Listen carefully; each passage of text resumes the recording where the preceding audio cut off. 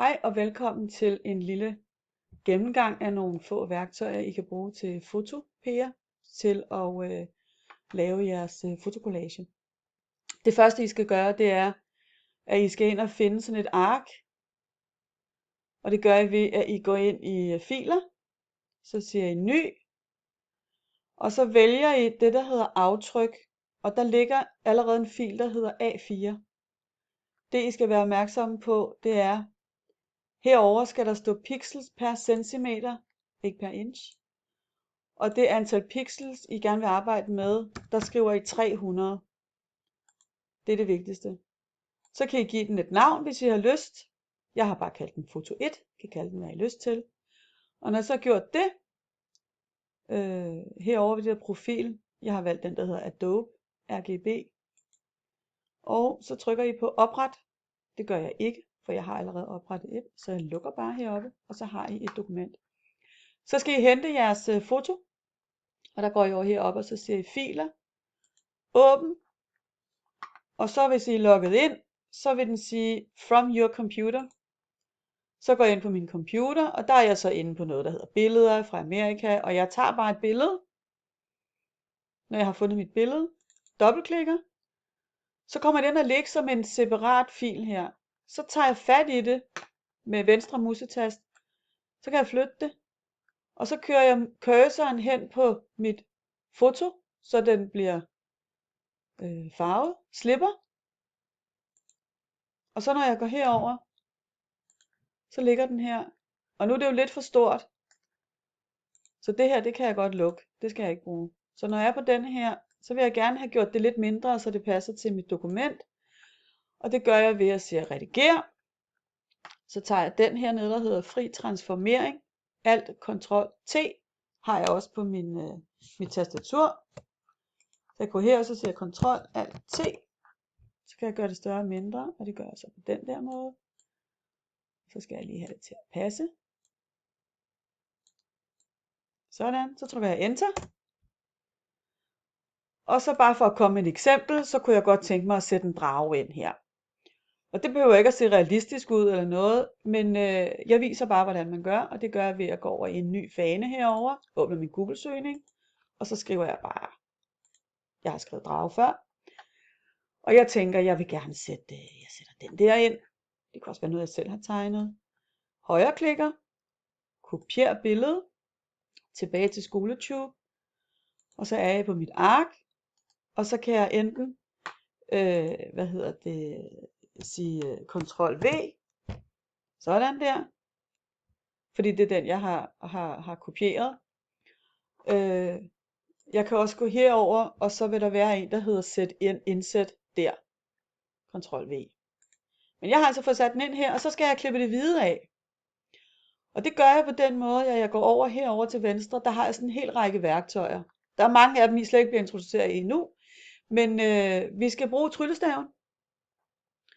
Og den ser sådan her ud, og jeg klikker på tryllestaven, og jeg skal bare bruge den der tryllestav, og så går jeg ind her og klikker på det hvide felt, sådan, så vil den markere en hel masse.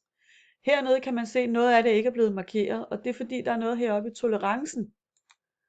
Den er kun på 15, og jo lavere tolerance, jo mere ens skal farverne være. Så hvis jeg hæver tolerancen, altså på 54, og så klikker igen, så vil I se, at den har taget meget mere med. Den har ikke taget de små skygger hernede ved fødderne. Det gør ikke noget, det kan jeg gøre bagefter. Jeg kan også vælge at så sige, jeg hæver den lige en lille smule, og så prøver jeg lige igen. Så tog den lidt mere med. Så trykker jeg på Delete-knappen på mit tastatur. Og så vil jeg lige også trykke på den der, den vil jeg også af med. Og så kan jeg godt gå ned i detaljer og trykke på de her små felter og delete. Så længe jeg kan se nu tager den noget at drage med, det vil jeg ikke have. Så sætter jeg tolerancen ned, klikker et tilfældigt sted, og så klikker jeg lige på det her stykke. Godt, så fik jeg taget det af. Jeg kan også gerne af med det der hvide. Jeg kan det der hvide. Og hvis man synes, at det er for småt, og man ikke kan se noget, så holder man Alt-knappen nede på tastaturet, og så scroller man med musen fremad eller tilbage. Så jeg går lidt fremad nu, og så klikker jeg lige på det hvide, det vil jeg også af med, og siger delete. Jeg vil egentlig også gerne af med det der. Delete. Og så får jeg sådan renset lidt op her. Og så for at komme af med det her lille stykke, der er valgt, så siger jeg Ctrl D for deselect. Og så trykker jeg Alt. Så kan jeg se, der er lige noget der. Det vil jeg også have med. Så sidder jeg lige og renser lidt op der. Det kan man bruge virkelig meget tid på det her, men det behøver man faktisk ikke. Trykker jeg Alt-knappen nede, og så scroller jeg lige ud igen. Så siger jeg Ctrl D, for så er der ikke noget, der er markeret. Så vil jeg gerne have den her drage. Deselect. Jeg skal lige over på, læg mærke til, at jeg går over på piletasten her. Så kan jeg tage fat i mit lag. Det jeg også kan se, det er, at mit lag det ligger øverst. Hvis jeg lægger den her ned til højre, så kommer den om bagved. Men jeg vil selvfølgelig gerne have den foran min baggrund. Og så vil jeg gerne have, at den bliver en hel del mindre. Og for at få den mindre, så trykker jeg Ctrl Alt T. Så den markerer. Og så kan jeg simpelthen gøre dragen mindre.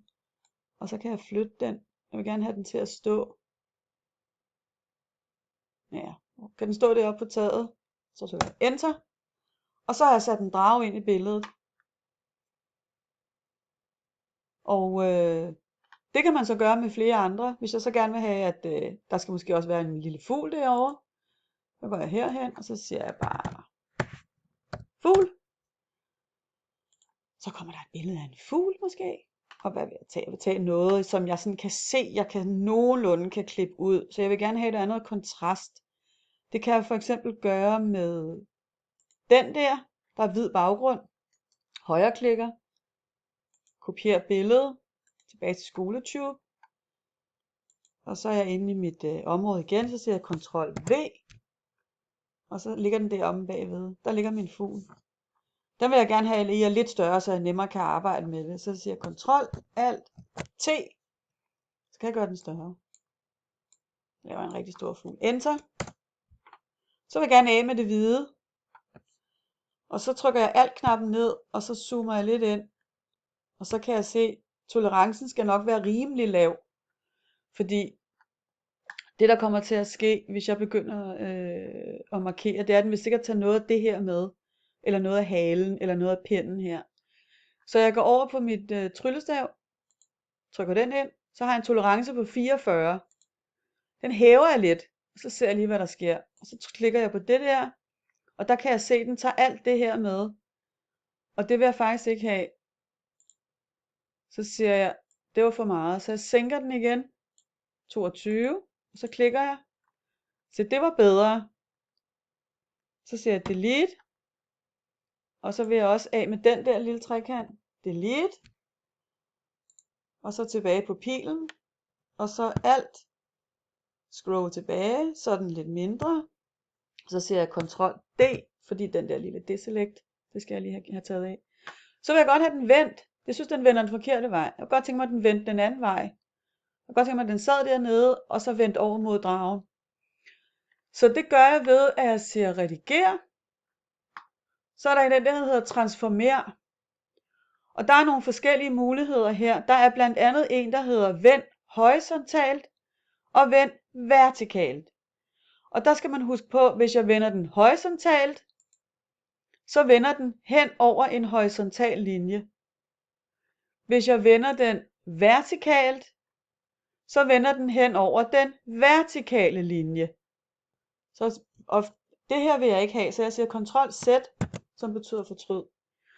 Og nu vender den faktisk den rigtige vej, og den vil jeg gerne have til at sidde hernede. Så nu har jeg et billede med to figurer, og hvordan man synes det ser ud, det kan man jo selv vælge. Men her var lidt muligheder for, hvordan man kan sidde og lege lidt med det. Så værsgo at gå i gang.